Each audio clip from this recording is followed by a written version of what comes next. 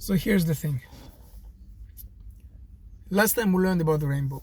It's the way to perceive reality. You have 7 layers of reality, 7 ways to look at the world, and there are also hidden ways, ultraviolet and infrared, right? We know they're there, we cannot see them with naked eye. You can see them with specialized tools, you can see them with specialized intelligence, knowledge, but they're still within our realm because they're part of the rainbow, even though we don't see them easily, but we know they're there. This is a long lecture. Well, it's not a lecture really, idea. So I had to record it many times because it will go between 40 minutes and an hour. It's just too long. So I'm gonna break it into small parts now, right? So what happened?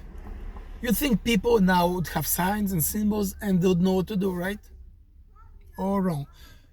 Even though it was a new generation that came up, a generation that grew from Noah's family and from his sons, they tried to play games. They tried to break the system because, well, people are people. Some of us think that there's an evil part in us that always trying to do mischief.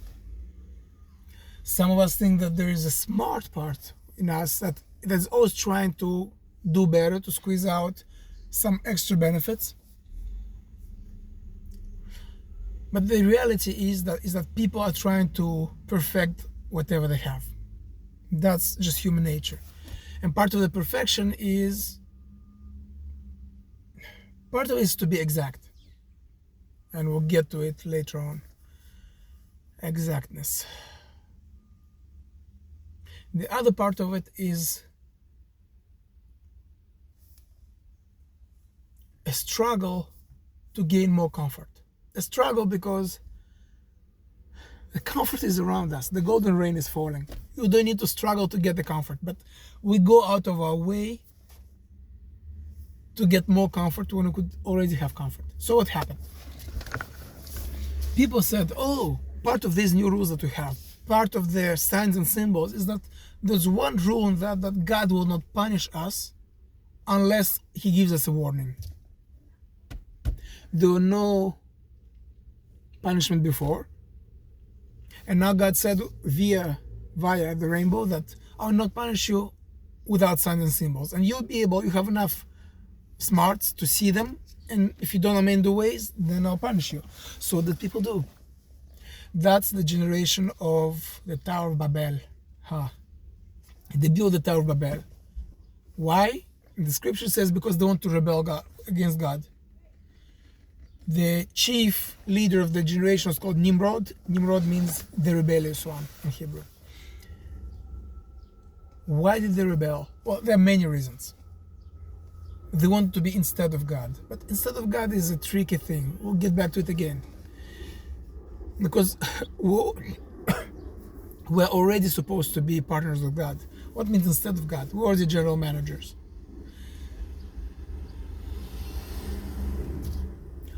One of the things they wanted to do is to disrupt the signs and symbols. People united together. They banded together. They built a tower. They invented machinery. They invented new laws, new structures, new ways to interact with nature, right? With construction materials, in order to build a tower, to fight with God, in order to disrupt the signs and symbols, so that God could not communicate with us. People united to disrupt communication between heaven and earth, to disrupt spirituality. No communication from God, no signs and symbols, no punishment. We can do whatever we want. That's the rule that God created. We're playing by the rules. Of course, God being God, he was watching them do, and when they're almost done, he allowed them to finish it, almost to the end. And when they thought GG well played, he's like, I got you. And he disrupted them. He disrupted the languages. He confused them. And he disrupted their unity. Languages, he disrupted them, and unity, he spread them around. It's a big concept, and it's still playing in our days too. as you all know, sadly. So people saw that, okay, God is up there, he's super strong, he's super infinite. You can't really bother with him. You can't really fight with him. He's in a whole different category. So they tried to do something different. They played by the rules. They had the Noahide laws, they had the rainbow, they watched the signs, they played by the rules. So we're coming now to the generation of Babel, the Tower of Babel. No, we come to the generation of Sodom and Gomorrah. What did they do? They would use the signs to collect as much golden rain as possible. They would even break the rules slightly. And when they would see clouds gathering in the distance, they would stop, they would repent, they would change their ways. The clouds would dissipate, they would continue. One of the rules was to make laws, to make courts of laws, to make rules that people can abide by. So they made specific rules that would make life hard for those who want to be more spiritual. For example, they had in Sodom and Gomorrah, they had a rule about not having guests. Anybody who would have guests would be punished. Doesn't mean people are not supposed to have, you can have guests, but you'll be punished. You'll be fined, you'll be given extra taxes. So they effectively prevent people from having guests. System-based rules. And because they're really adept, they're really knowledgeable in reading those signs and reading those symbols, which by the way is the zodiac. It's the stars, among other things. There are many other things too, but the zodiac is one of them. When you see the sun rising under a certain angle, and what are they? Mercury or the Gemini or the Pisces, right? I'm blanking out. The zodiacs are in a certain place in the sky. It means that blessing will come in a certain way, or it won't come in a certain way, or it's a good time to do certain business, or to get married to a certain person. So people got really good at reading those signs, and they use them against God's order, basically, because let's admit, God created this whole system, this whole world for a specific order, for us to be partners of Him. But they got really good at that, and they played the system, and they got very rich. They were probably like the first world country back then, Sodom and Gomorrah, the two empires. They're basically the world empire. And they're ruling over others, not necessarily by strength, but economically. So God had enough of it.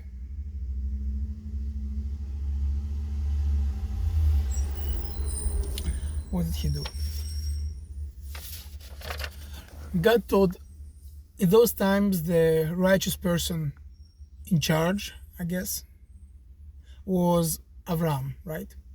So God came to him and said, look, we're going to destroy this place. And Abraham also, he tried bargaining with God. He said, what if they're good people, bad people, you're not going to destroy them? And they basically bargained down to 10 righteous people. And if they had 10 righteous people, this place would have been spared. But there are not 10 righteous people, so it got destroyed because they've been they've been exploiting loopholes, right? Legal exploitation, technical innocence, and it's not what God intended. So the place got destroyed, it got sulfurized, right? Sulfur and salt. It got sulfurized. It's like basically nuclear Armageddon. And again, you have this situation where Abraham is sitting and he's watching this destruction after it occurred, and he's upset, he's sad, God, why did you do it? They had no chance. What do you mean no chance? They had rules. Yes, but the rules were you have to play by the rules, and when you see the signs, you could avoid. You could repent or whatever. So they played by the rules. Yes, but you had the rainbow. You had to see beyond the visible signs. You had to go into the infrared, into the ultraviolet. For that you need righteous people, and they didn't have enough righteous people. When you have righteous people who could see above and beyond, they could lead the generation. They could give advice. Of course, these people, Sodom and Gomorrah, they made it hard for righteous people to live among them.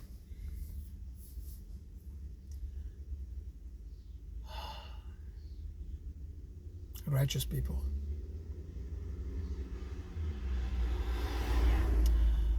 Still, Abraham was not satisfied. He told God, it's not fair. They had no chance. You have to give a way for righteous people to prosper, to live even in such societies, so that other people could learn from them. Because the people in charge kind of chased away righteous people, but the other people who could have been influenced, they basically had no leaders. It's not fair. Like, there has to be something else. And God told him, you're right. So what did God do? God took Abraham and took him above the stars. He took him above the signs and above the symbols. He taught him other secrets of creation, other secrets of reality that have not been shown before, that have not been taught before.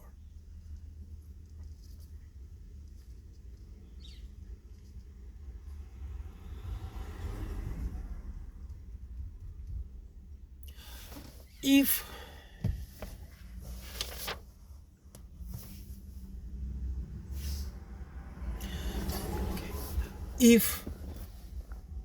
before the time of Noah, the rain was coming anywhere, and you just had to pray and get your blessing, after Noah, with the signs and symbols, people could see where the rain was coming.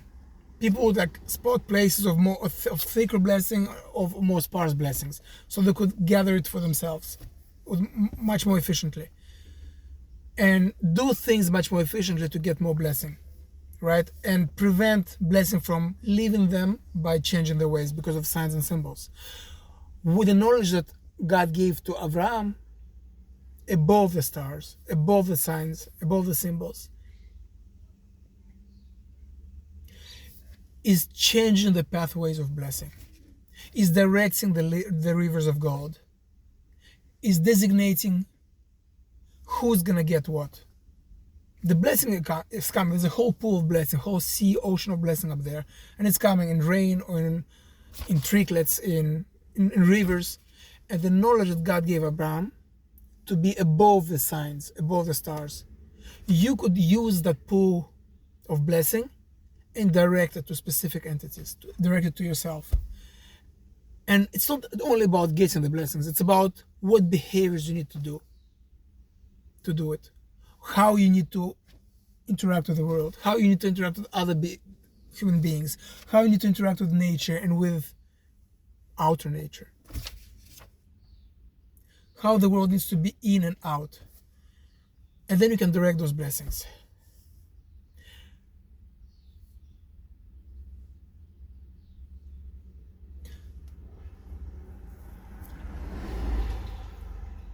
Your children will be as plentiful as the star and as the sand of the shores. You'll be able to bless the nations, and those who will bless you will be blessed. You have the power to distribute the wealth.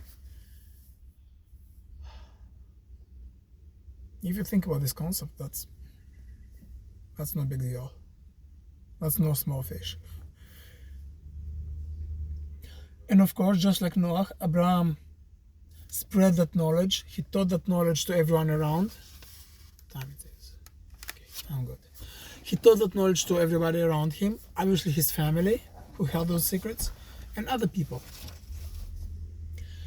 And the nation that became very proficient in reading the signs and symbols, and in reading the signs beyond the signs, was Egypt. That's what we're coming to.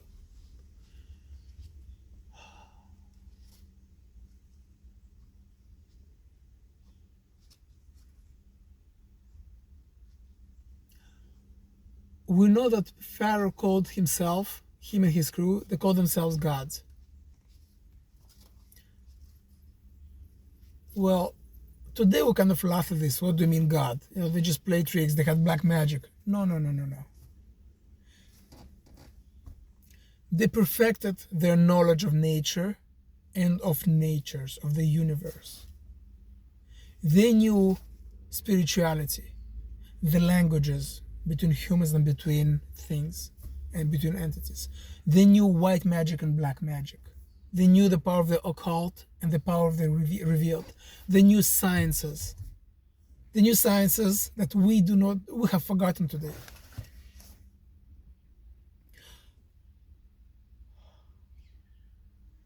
They did not call themselves gods for nothing. But when I say that, I don't mean like the regular Egyptians, the regular people, right? I'm talking about the leadership.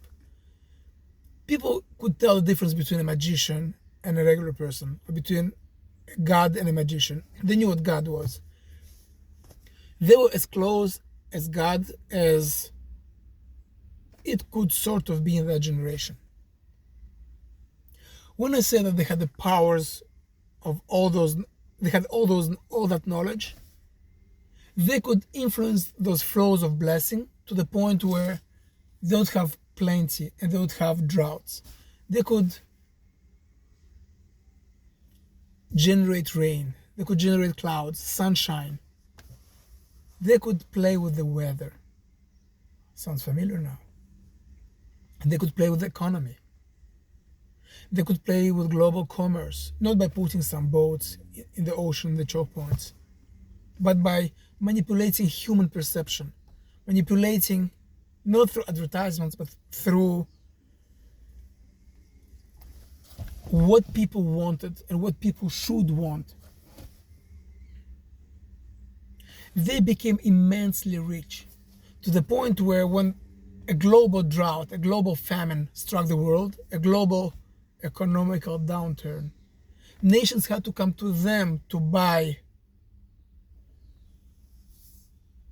anything they needed to live for.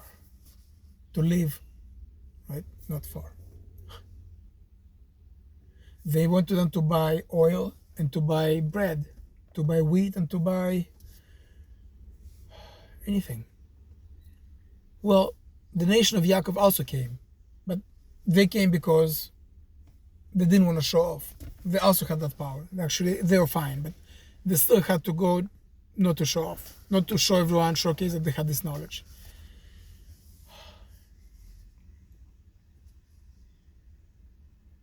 With that type of knowledge, Egyptians, they would give themselves infinite blessings, infinite riches, and they would give it to their allies.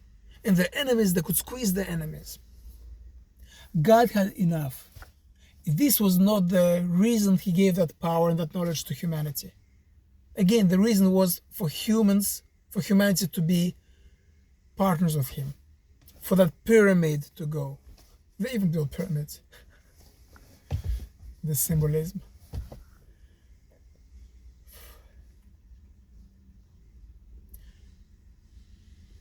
He decided to wreck that culture, wreck that empire. But Pharaoh and his crew did not call themselves gods for nothing. They did not only have the knowledge, they also had the knowledge of history, like what you and me don't have. They studied history. They knew what happened to the Tower of Babel and to the generation of Sodom and Gomorrah. They prepared. If God would have just come and annihilated the place, they would have said, no, it was an accident, it was a fluke, it was a glitch in the matrix. Black cat walked by. I got drunk last night, I woke up and I made the wrong magic incantation. That's how it all happened. And they'll turn it, they prepared themselves. They prepared already what to say on their local media for people not to realize what's going on for real. But God being God, he played them too. He brought a nobody to the scene. Well, he wasn't really a nobody, it was Moses. He was not really a nobody. But compared to the super duper magicians, compared to the gods, compared to the members of the elite club, he was a nobody. He was an unknown person, even though technically he was the son of Pharaoh, his adopted son, right? But he didn't have any of those powers. He couldn't even speak at ease, right? He had a speech impediment. God taught him what to say and how to say it, to disrupt Egyptians' economy, mindset, and flow. What to say to disrupt the flow. Speech and unity. So we have the 10 plagues. Egypt is destroyed physically, mentally, and morally, and spiritually. The Hebrews are out because this time God did not want to recreate the whole humanity from scratch, right? He brought the people who held some of the secrets that he taught them, the children of Jacob. And of course, Moses said, God, no good. Yes, these guys were evil, but not everybody was evil. Not everybody was evil. Some people just did not know any better. The evil people had the power, and they made the good people play to their flute. And the other people had no choice. They could either not rebel because they would be punished, or they had nowhere to learn because by then all the knowledge was corrupted and the media was in the hands of, at the top of the pyramid. No fair God. And forget even that. People who are outside of Egypt, they all suffered. They suffered from the drought, they suffered from the economical downturns. They had to play nicey with the Egyptians to get the benefits of the blessings, or they were annihilated or squeezed out. No fair God. Why should...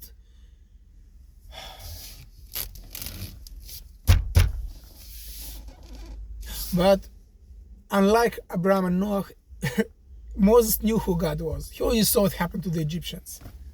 Ouch. So he was like, God, you're good, you're great, but maybe, just maybe. God is smart. God, he's infinite, right? Infinite smart. He's like, I know what you're trying to say, Moses, and you're right. Come, I'll give you detailed knowledge. I'll give you detailed rules that now people have there will be no way to break them. I'll give you the detailed rules. So he gave him the rules of the Torah, the 613 rules. Basically, they were similar to those of the Noah, of the laws of Noah, to those 7 laws of Noah. Only the 7 laws of law, they're kind of concentrated. Each of them included a lot of knowledge, underlying knowledge. And they're basically rules that paralleled the world. 7 rules of Noah, 7 colors of the rainbow, 7 days of the week, and so on, right? The laws of the Torah, the 613, were more detailed. And they could all trace their origin from the rules of Noah, but they were more expanded so people would have less chances to do mistakes. And God said, just keep them thoroughly. And even if you don't know what you're doing, but you still keep them, you'll be good. You'll still have access to to blessings. Just keep them. Don't.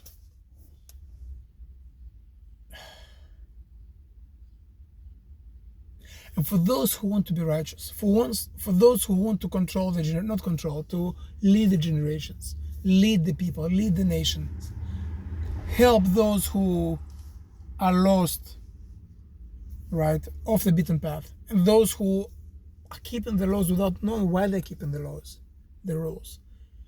I'll give you additional knowledge. He told Moses, hide behind this rock and I'll pass. And you'll see what I represent. You'll see my essence. Just don't look at me straight because I'm too blinding. I'm infinite. But once I pass, look behind me. And the legends, the Midrash says that Moses actually, when he looked at God, he looked at the back of his neck, at this part of the neck. Whatever that means. But what that means is that, yes, God is infinite. Yes, we cannot know exactly what he wants. But you can look at the world. You can observe the spirituality. You can understand what is wanted from us. And from that you can derive the path to follow to connect to through the spirituality to connect to the divine, to connect to the upper worlds. I'm sorry.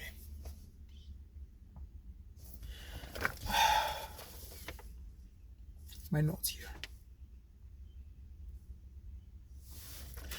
Basically, those who want, they do not have to depend to the few leaders who are running the world.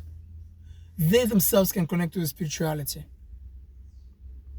You don't have to go through magic. You don't have to go through science. You can connect to the spirituality. You can observe God, maybe not directly, indirectly, from the back, but you can connect to the upper spirituality. That's even beyond the beyond. And the control that gives it this time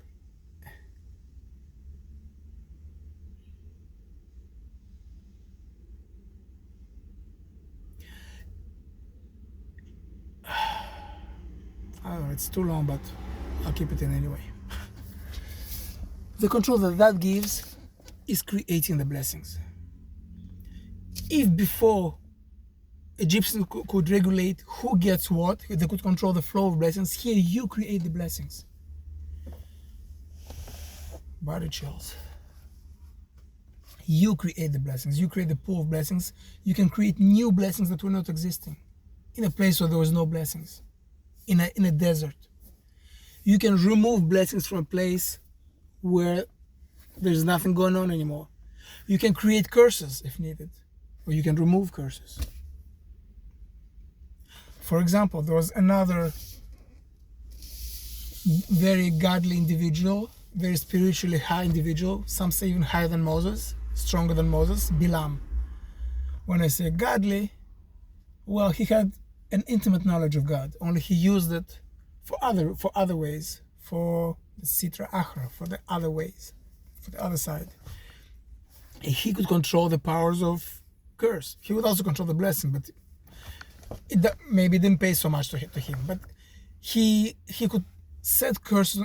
He could create curses and curse nations, entire nations, and of course empires hired him to when they waged war. And I think it was the story of the Midianites, or was it the Moabites? I think it was the Midianites. They hired him to curse the Hebrews because Hebrews were too strong and too scary. And when he came to curse them, he realized that they have a shield around them, a shield from curses, an energy shield. We live in the space age. So that's knowledge that God gave to Moses and to the Hebrew. The 613 laws, where if you keep them, you're good. You're truly good. There's no chance to make mistakes, because they're more detailed. And the knowledge how to access the spirituality, not through some magical observation or science, the spirituality, and you get control of the blessings. You get control of the blessing. You get control, part of the control in the pool. Pretty cool, huh?